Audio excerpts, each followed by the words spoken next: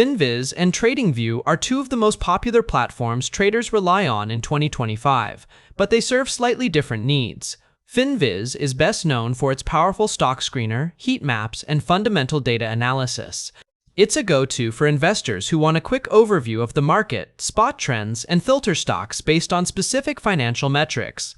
The free version gives solid tools, while the elite plan unlocks advanced backtesting and real-time data. On the other hand, TradingView has built its reputation as the ultimate charting and technical analysis platform.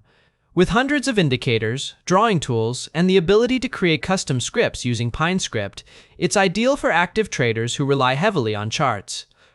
Plus, its social community makes it easy to share ideas and learn from other traders.